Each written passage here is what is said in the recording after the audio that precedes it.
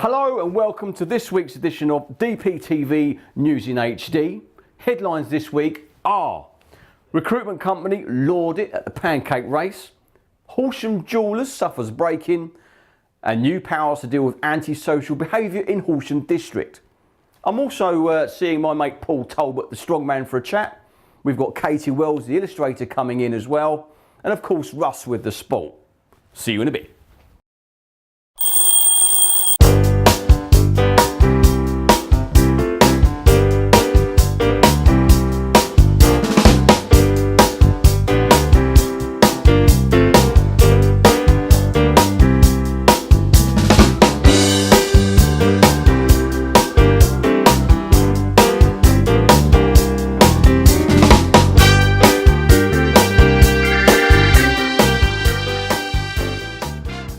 Yes, recruitment company lauds it at the pancake races. First headline there, and we used the laud it because it was Harris Lord Recruitment that won.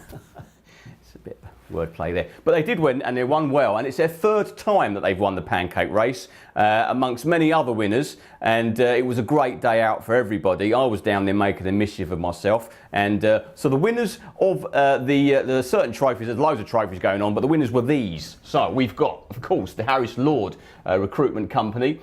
We had the Amber Foundation that were dressed up in women's clothing, and I'm sure that's not for the first time. And they won a trophy there, and lots of other people involved. Very good, lots of charities. St Catherine's Hospice that won £300, and the most nominated charity by the participating teams was the Olive Tree Horsham Cancer Unit, who picked up £300. So all in all, a great day out, and yes, it was the 10th one. So we'll look forward to year 11.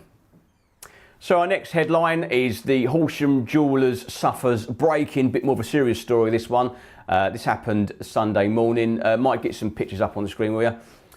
Yeah, Trelfers Jewellers in East Street was robbed last Sunday, 6:30 a.m. The robbers penetrated the steel shutters and then broke through the plate glass door. Now they got in there and basically stole what was immediately available, which in this case turns out to be a dozen or so pairs of silver cufflinks and the air ambulance charity box. Now also the owners, when they got there, they parked up just outside, and unfortunately, to add insult to injury, the HDC wardens decided to give them a parking ticket. Although the owners of the business had actually put a sign up on the windscreen. But anyway, they've cleared that ticket. Of course, they've cancelled it. They've done the right thing. But the robbers are still at large. And we'll put a number on the screen now. If you recognise the person on the screen, then make the call.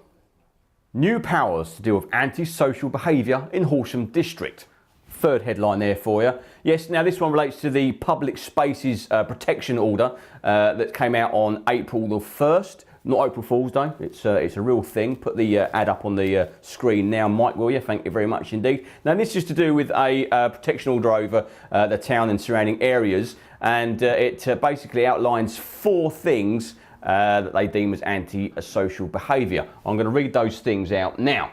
So what we've got is, we have got to clean up your dog fouling, we've got to keep dogs under control, no antisocial use of vehicles, and no nuisance behaviour relating to alcohol.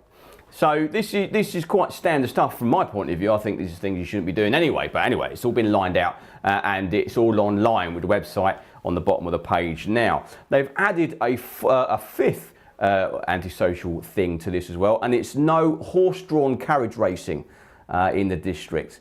And so it's a bit of a shame, that one, but there we are. Now, some of you might recognise the name Paul Talbot. If you do, then you'll know he's a team member of the Horsham Rugby Club, but he's also a strongman. He's also a very strong man, and I went to see him at the Dual Gym to find out what he's all about. Hello there, yes, here I am. I'm at the Dual Gym. I've come to see my mate Paul Talbot, who's going to be lifting up some ridiculously heavy weights because he's entering a strongman competition in a couple of weeks' time. He's asked me to come along to show him a few of my old techniques, so without further ado, I better show him. See you in a bit.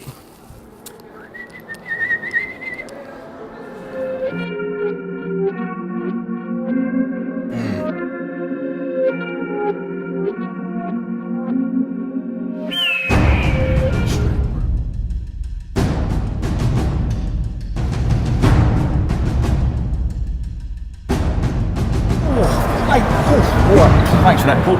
Good to see you, mate. Yeah. How's things, all right? Yeah, great. Thanks for coming down. Good. No worries. Thanks for letting me come down.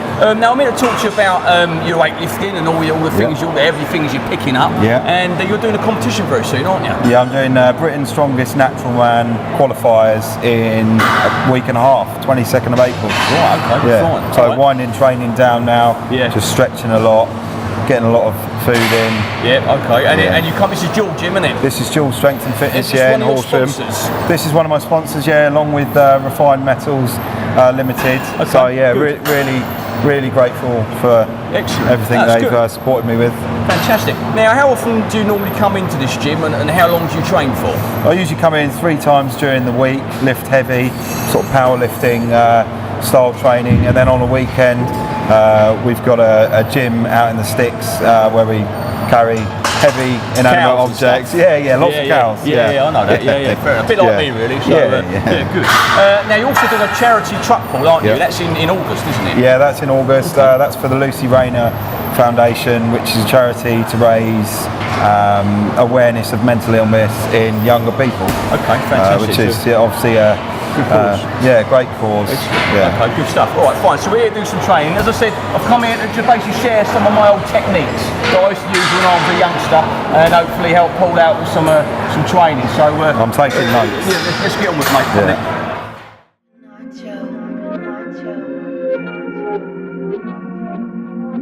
Open up my forehead and proceed to drop bombs like it's nothing to it. Deep the fluid moving, swaying like Johnny Quid in the intro to rock and roller. I control the booth with one fell swoop, one wrong moving, it get all crashed down like the turret tower. I could devour the darkness in this world, and when solid I would never let it. Either way I might have to, so don't let me catch you outside of the lighthouse when I write.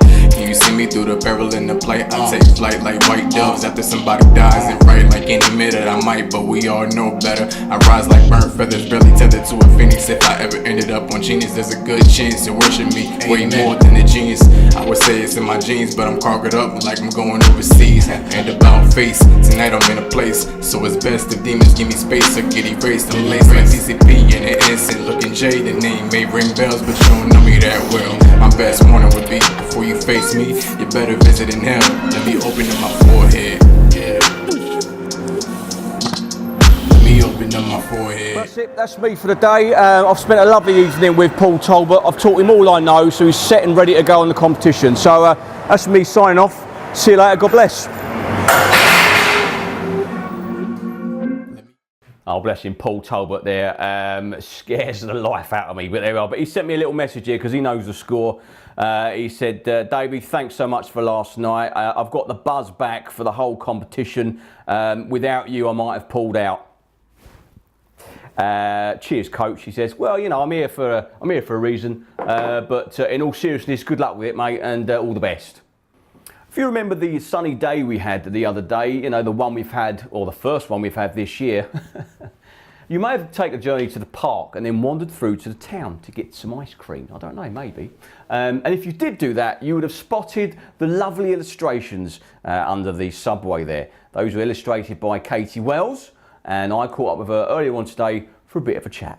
Katie Wells. Hello. Hello, how are you? I'm good, thank you. How are you? Good stuff. Very well, thank you very much. Thank you for joining me. Now, you're here today to talk about your wonderful piece that's been put up in the subway between the park and the town. Yeah. What's that called? What's that called again? It's called The Townies and the Parkies. The Townies and the Parkies. That's it. That's what they've called the piece. Fantastic. So, how did you get the job to do that then? So I'm currently freelancing for someone called Johnny Lambert, who's also done work for the council, and he sort of recommended me to Gary Mortimer Cook, and I went in for sort of like a trial run to show my illustrations off, and then it kind of went from there. Excellent. And how long ago was that then? I think that was about October, perhaps last year. Okay, all right, fair enough. All right. And you've obviously been illustrating for some time. When did you start drawing? So I've drawn ever since I can remember, really, from childhood. But I've always taken it as a subject at school. Okay. And always been enjoying it and everything. Excellent. All right, fine. So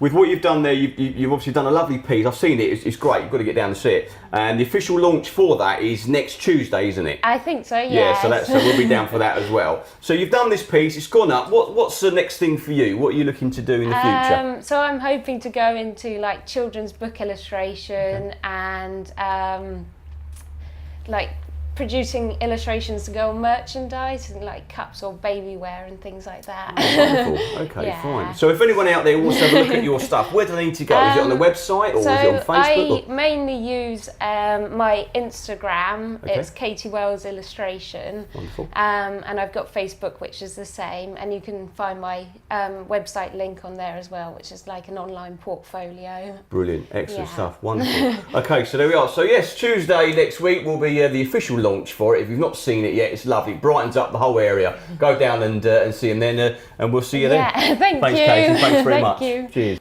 Our Katie Wells there, fantastic, and yeah, her illustrations are really, really good. If you go onto a Facebook page and a website and have a look at them, yeah, they're great. So I've done a couple of interviews now, and I've read some news. So I'm going to chill out, and I think you guys catch up on a bit of Peerage Watch. Yes, Peerage Watch. Got high-vised people milling around. Having a chat, kicking something over there. Go on, get it. That's it, kick it. Fantastic.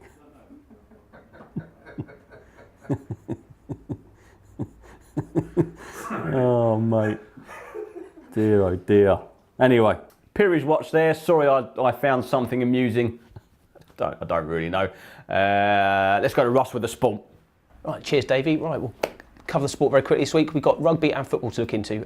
Rugby, Horsham, fantastic 41-12 win against Dover. Absolutely amazing. 5 tries in the first half, so Horsham really imposed themselves there. Ryan Maguire scored another try with Joe Wild converting, which extended the lead for the team. Dover did get on the scoreboard with their 12 points, but a late try from Mike Watts secured the win. Horsham sit 4th with Haywards Heath, the 5th place team in the league, up next. All right, YMCA under-21s, what a brilliant result. Challenge Cup final, and they won it. First trophy in 4 years for the YMCA club, absolutely amazing. East Preston, their opposition, went 1 up after just 19 minutes, so they were looking to try and get back into the game, and they did more or less straight away. George Hull got YM back into it, and then Alfie Jones got a second. So Horsham gradually dominating themselves there, getting into the game, really trying to get that trophy. East Preston did claw one back, but wasn't much more from them after that. Horsham pretty much dominated. YM lads get another 3 goals. Bradley Ross getting one of them. Jake Melly securing the goal in the last few minutes, which guarantees a place in YM history with that first piece of silverware in 4 years. Trophy winners, absolutely fantastic. Could be the double as well if they win their last 3 games in the league. That's all from me for this week. Thanks for that, Russ, mate. Appreciate it. Now, you might have heard a little sneeze in the background there. That was Russ's boy, Alf, that came in. Obviously, it's Easter break, so he's got in for the day, so fair play to him. So you might remember last week we covered a couple of elements of shows that were being put on. Manor Theatre that were doing 2 shows relating to war, and we also mentioned about the Capitol Theatre's Dad's Army. We've got another war-related show to talk to you about, and of course it is the critically acclaimed Birdsong. It's going to be showing at the Capitol. Mike, run the vid.